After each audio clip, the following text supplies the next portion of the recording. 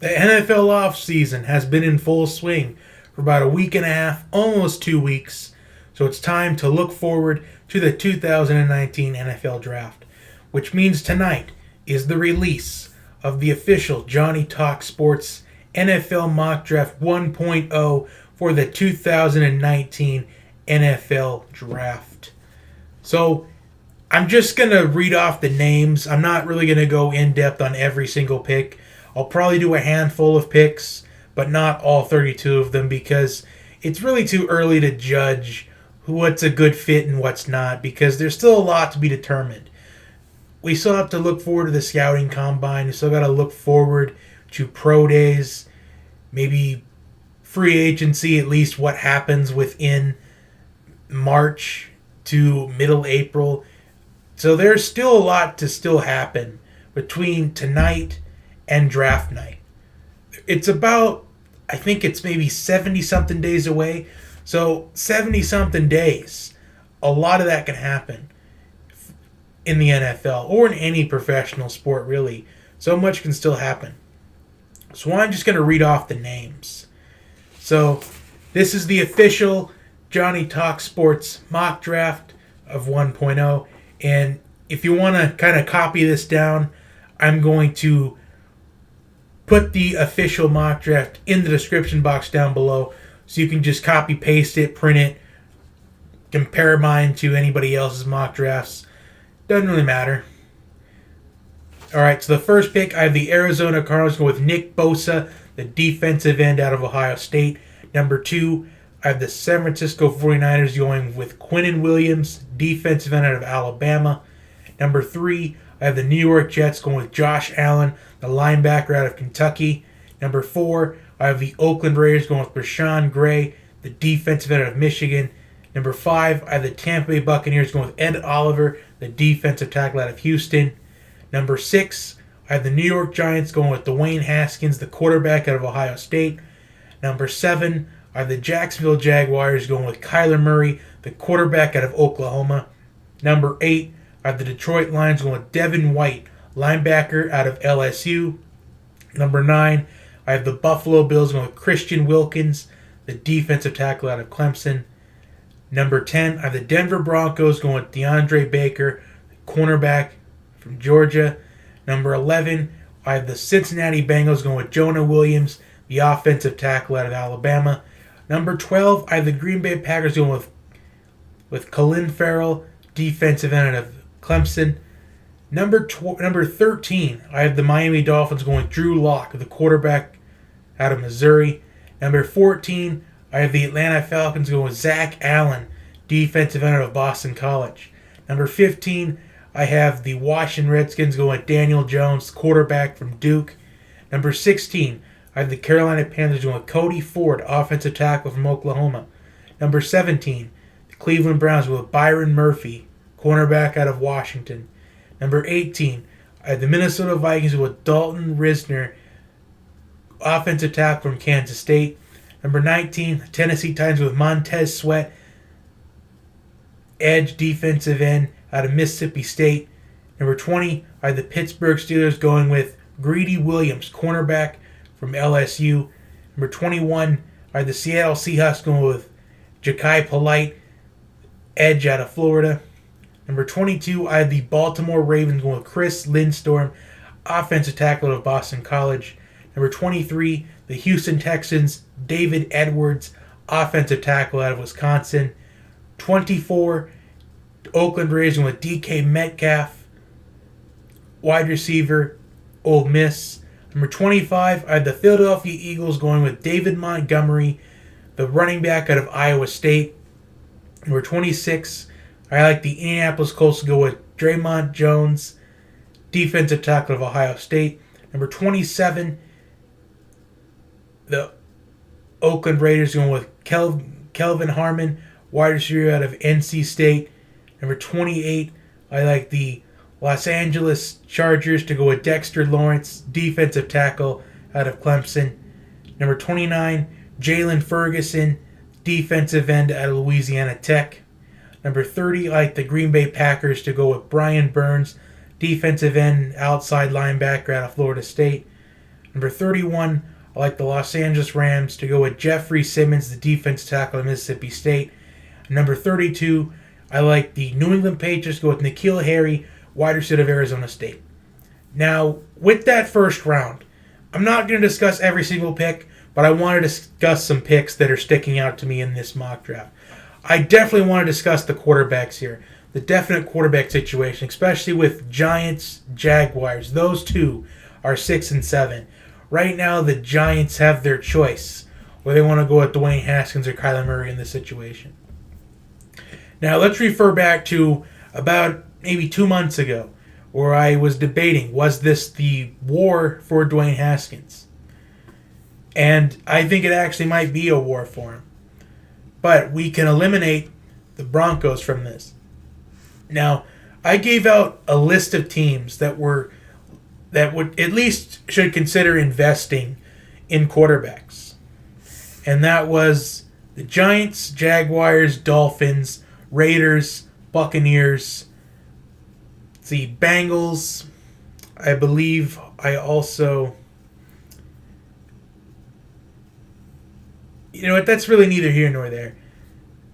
But still, those teams, well, Redskins definitely.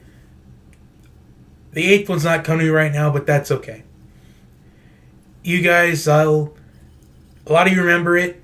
Maybe some of you don't, but that's okay. So, right now the Giants, they have the green light to go with whatever quarterback they want. Whether it's Dwayne Haskins or it's Kyler Murray. Or if they even want to give Daniel Jones a shot. If they want to go for him. The quarterbacks, it's going to be a fight for quarterbacks right now. Like those 8 teams. There's only 4 quarterbacks in this draft class that are first round picks. At least from a quarterback's perspective. And from an expert's perspective. Now, Kyler Murray, once this whole thing started, once he declared for the draft originally, he was projected late first round. And some people may say he is still late first round, maybe middle first round. But I think now that earlier this week that he announced he is fully committed to football, I think that's going to really skyrocket his chances to being one of those top, if not the top quarterback taken in the draft. In fact, it wouldn't surprise me if someone like the Dolphins, if they ended up trading up, maybe they can trade up with Denver, or they can trade up with maybe even Tampa Bay to put themselves in a position to draft Kyler Murray. Because I think Kyler Murray, I feel like him and Dwayne Haskins, those are the 2 top quarterbacks in the draft class. I think those are the 2 that stick out of any of them. Those 2 are in a quarterback league of their own as far as rookies are concerned. So I think it's going to be a battle for not only Dwayne Haskins, but Kyler Murray as well. It's going to be interesting to see if a team trades up for one of those 2, or if somebody trades up for one and then another team trades up for the other. It wouldn't surprise me if whoever drafted Haskins or Kyler Murray, that they were both traded up to draft. So the next thing I want to discuss is, well, actually, let's stick with the quarterbacks here right now. Drew Lock going to the Dolphins this mock draft, and Daniel Jones going to the Redskins. Now, the Dolphins, they don't know who their quarterback's going to be yet. We saw Joe Flacco get traded earlier this week to the Broncos, who was a team that was looking for a quarterback in this offseason. And that eliminates them from drafting a quarterback. So that keeps the Dolphins and the Redskins in the race for a first-round quality quarterback.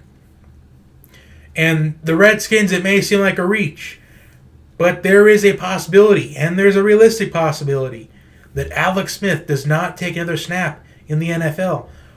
And I mentioned that countless times in this offseason already.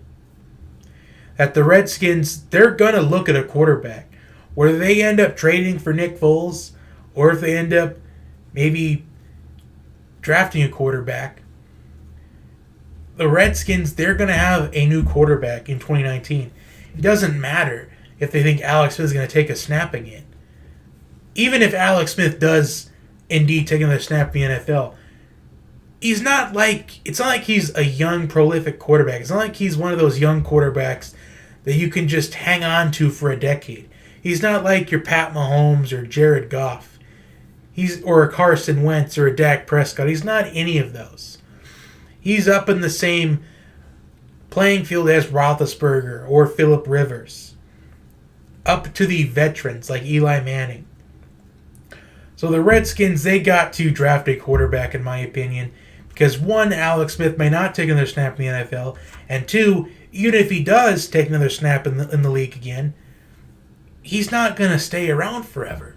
You got to take advantage of drafting one of these young quarterbacks.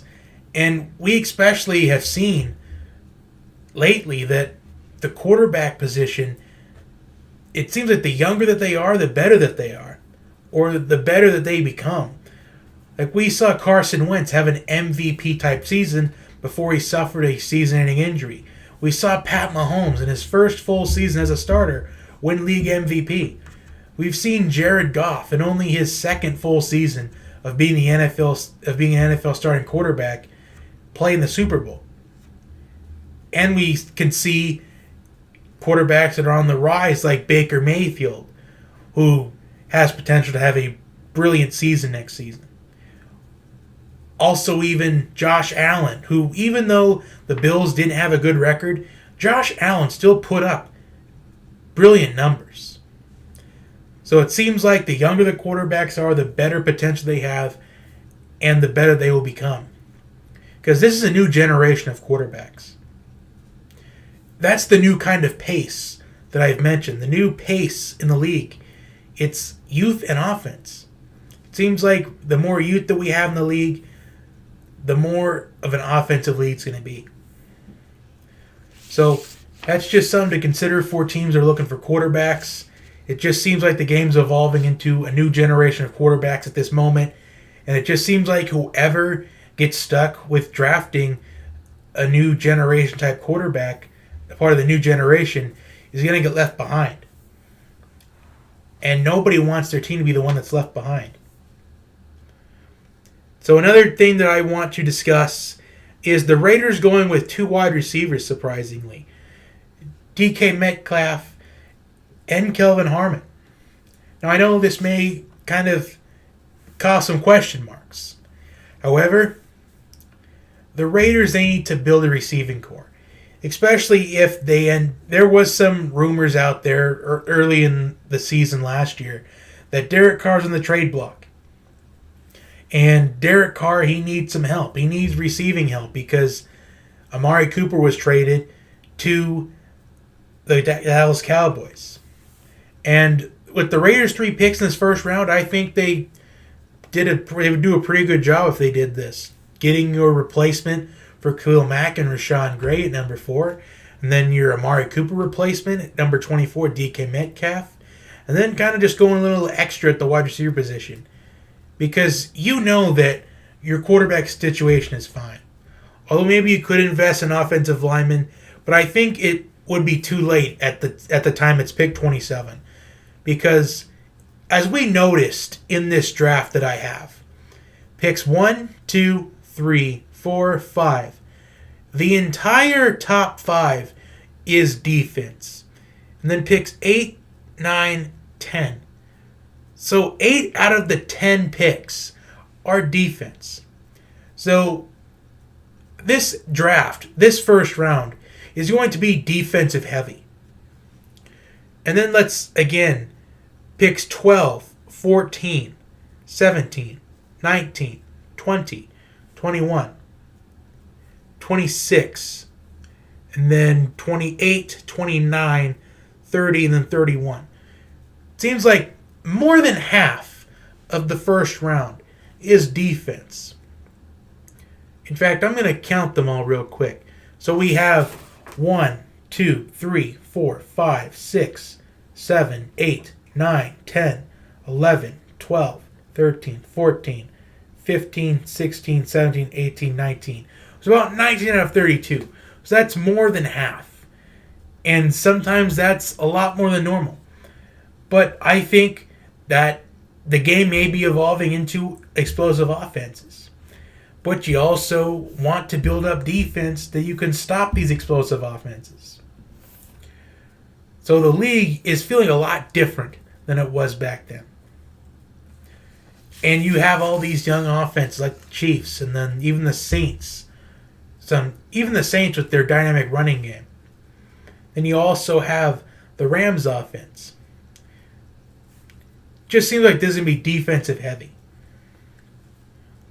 And another thing I want to discuss, number 29 with the Kansas City Chiefs going with Jalen Ferguson, the defensive end of Louisiana Tech. Now, this is someone that has a second round grade, unfortunately. This is someone that has like a second or third round grade, but he's got first round talent. And this is the all-time leader in sacks in NCAA history. So he has first round talent.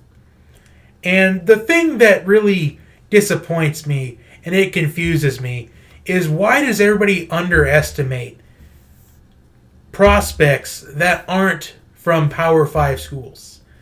Because if Jalen Ferguson put up numbers like that at a Power 5 school, everybody would be talking about, oh, this is the next Reggie White.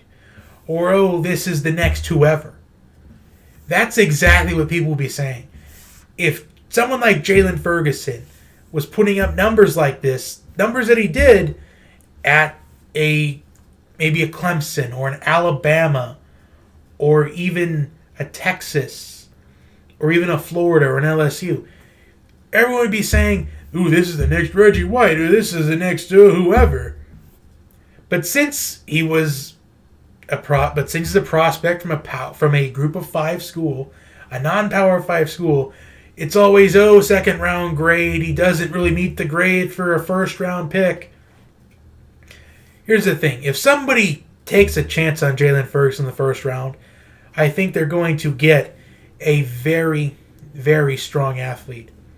Someone with a lot of heart and determination. And I did find out earlier today that he is not being invited to the scouting combine all because of some fight that he got into about 4.5 years ago before he even started playing college football. And that's really going to cost him, or at least it will highly likely cost him. But either way, this doesn't affect how I view Jalen Ferguson. In fact, I think this is my favorite prospect, is Jalen Ferguson. Whether he goes in the first round, the second round, the third round, or wherever, he's going to be a nominee for Defensive Rookie of the Year. And I'm calling that right now. So this is my favorite prospect to watch is Jalen Ferguson. And I think he could easily fall into the first round. He may not be able to compete in the combine or participate in it, but there's still a pro day to look forward to. So maybe he can show the scouts what he has there. Anyway, that is my mock draft. Comment your thoughts on my mock draft down below. Also comment your mock draft as well. I would I'd be very interested to see what you have. And like, share, and subscribe. And I will see you next time.